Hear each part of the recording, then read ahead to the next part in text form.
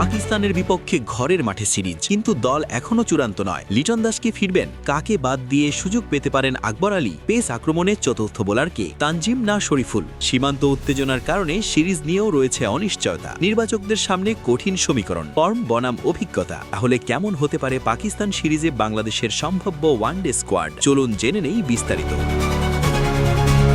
পাকিস্তানের বিপক্ষে ৩ ম্যাচের ওয়ানডে সিরিজকে সামনে রেখে এখনও চূড়ান্ত দল ঘোষণা হয়নি। প্রধান নির্বাচক গাজী আশরাফ হোসেন লিপু সোমবার রাতের মধ্যেই বোর্ডে স্কোয়াড জমা দিতে পারেন। সম্ভাবনা আছে ৩ মার্চ বিসিএল ওয়ানডে চলাকালীন কিংবা ইনিংস বিরতিতে দল ঘোষণা করা হবে। না হলে ৪ মার্চ আনুষ্ঠানিকভাবে প্রকাশ পাবে টিম বাংলাদেশের স্কোয়াড। তবে সিরিজ ঘিরে রয়েছে বাড়তি অনিশ্চয়তা। আফগানিস্তানের সঙ্গে সীমান্ত উত্তেজনায় জড়িয়েছে পাকিস্তান। আঞ্চলিক এই পরিস্থিতির কারণে তাদের বাংলাদেশ সফর নিয়েও কিছুটা শঙ্কা তৈরি হয়েছে। তবুও প্রস্তুতি থেমে নেই। সবচেয়ে বড় প্রশ্ন, লিটন দাস কি ফিরবেন দলে? গত বছর ওয়েস্ট ইন্ডিজের বিপক্ষে শেরে বাংলায় অনুষ্ঠিত সিরিজে খারাপ ফর্মের কারণে জায়গা পাননি লিটন দাস। শেষ ৮ ওয়ানডেতে তার সংগ্রহ ছিল মাত্র ১৩ রান। ফলে উইকেট কিপার ব্যাটসম্যান কোটায় নেওয়া হয়েছিল নুরুল হাসান সোহান ও জাকের আলী অনিককে। প্রশ্ন হলো, লিটন কি এখন ছন্দে ফিরেছেন? বিসিএল ওয়ানডেতে তার পারফরমেন্স খুব আশাজনক নয়। ৩ ম্যাচে করেছেন মোট ৬৫ রান, অর্থাৎ ৫০ ওভারের ফরম্যাটে এখনও পুরোপুরি ধারাবাহিক নন। তবে ব্যাটিং কৌশল,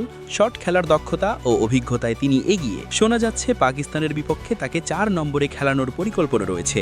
সোহান বিসিএলে ২ ম্যাচে করেছেন ২৪-০। ওমরা পালনের কারণে জাকের শুরুতে খেলতে পারেননি।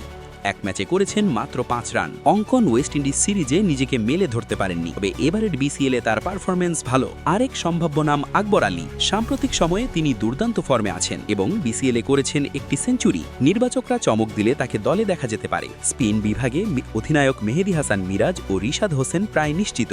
তৃতীয় স্পিনার হিসেবে তানভীর ইসলাম নাকি বাঁহাতি রাকিবুল হাসান সুযোগ পাবেন, সেটি এখনও খোলা প্রশ্ন। পেস আক্রমণে তাসকিন আহমেদ, মোস্তাফিজুর রহমান ও হাসান মাহমুদ প্রায় নিশ্চিত। চতুর্থ পেসার হিসেবে তানজিম সাকিব নাকি বাঁহাতি শরীফুল ইসলাম থাকবেন, তা নিয়েও চলছে আলোচনা। সম্ভাব্য স্কোয়াড হতে পারে মেহেদী হাসান মিরাজ, তানজিদ তামিম, সাইফ হাসান, লিটন দাস, সৌম্য সরকার, নাজমুল হোসেন শান্ত, তাওহিদ হৃদয়, সোহান বা অঙ্কন বা আকবর আলী, রিশাদ, রাকিবুল, তাসকিন, মোস্তাফিজ, শরীফুল ও হাসান মাহমুদ। সব মিলিয়ে নির্বাচকদের সামনে কঠিন সমীকরণ, ফর্ম, অভিজ্ঞতা আর ভবিষ্যৎ পরিকল্পনার ভারসাম্য। পাকিস্তান সিরিজে কেমন দল নামবে তার উত্তর মিলবে খুব শীঘ্রই।